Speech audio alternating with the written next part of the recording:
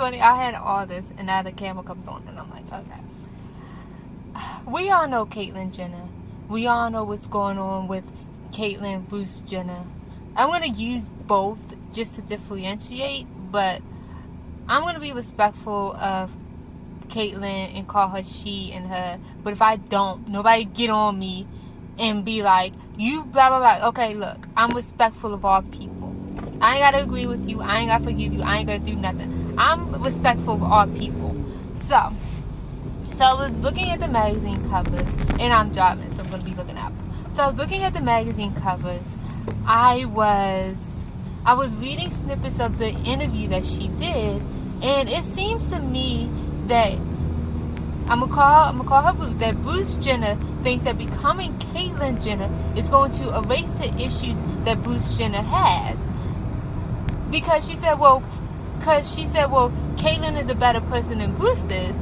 And I'm sitting here and I'm thinking all day, and I'm mulling on it, and I guess I was meditating on it, and I was like, I hope that Bruce Jenner didn't transition with the idea that he was somehow going to be a new person, that he was somehow going to be a better person because he is now a woman and those issues are gone, because now Bruce is gone. Because guess what Caitlyn, unless you handle those issues, unless you address them, and they were just deeper than you wanting to be feeling like you were a woman in a man's body, then those issues have packed a bag and they're going to follow you.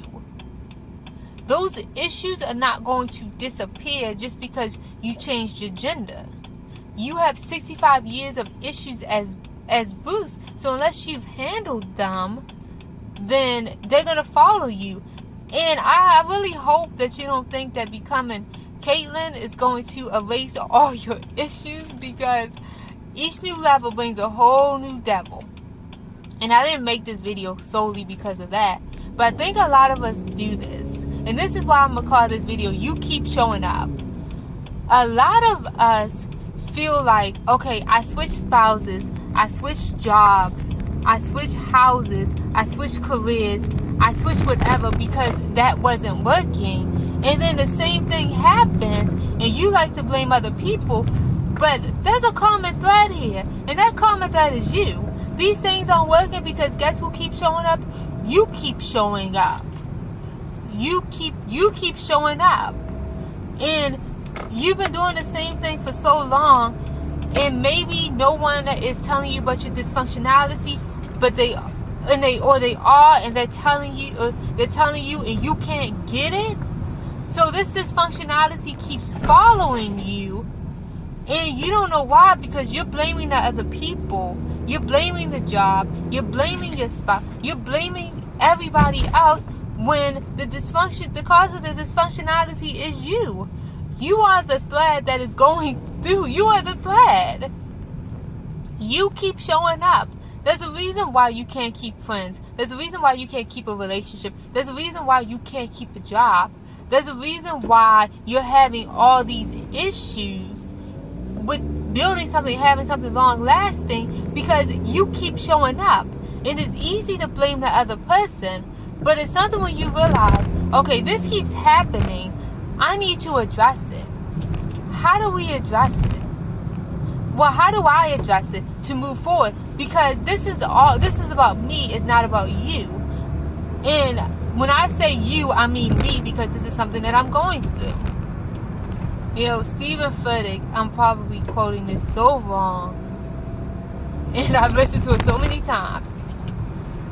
He was talking about, you know, Elijah in the book in the Ravens and having to move, but he said something that hit me, and I feel like God has been talking to me about this. He said some of you need to stay put. You need to stay where you are, because you get new friends every couple years because they realize that you're dysfunctional. So the only thing you can do is blow up your life and rebuild it. And that hit me, message, because I feel like I do that. I feel like I keep everybody at bay. I keep everybody fingertip length away. I feel like I feel like I don't let people in, or I find a way to self-sabotage things, which is probably why I want to quit like everything, probably why I don't have as many close friends as I want, or the friendships aren't as deep as I want them to be, or probably the reasons why my relationship is flitzing right now. Because it's me and I keep showing up because I feel like I got rejected so much. I feel like I got hurt so much. So it's easier to pull away and be dysfunctional. It's easy to pull from that dysfunctional place to self-sabotage instead of being like, okay, I'm scared and I want to work it out. Or being hesitant to be like, I'm scared because I think you're going to reject me. Y'all, it's hard. Like, it's hard. It's hard when you, because I'm not going to tell you exactly what happened. But I feel like life has, and God has been throwing these signs at me for years. But I have ignored them because maybe I thought people were picking on me. They were out to get me. I didn't want to hear it because I feel like every time somebody said something about me, it was bad. So I couldn't intake it. I couldn't intake criticism. I couldn't intake what people were trying to do to help me. I took it as they were attacking me. And then I finally got it.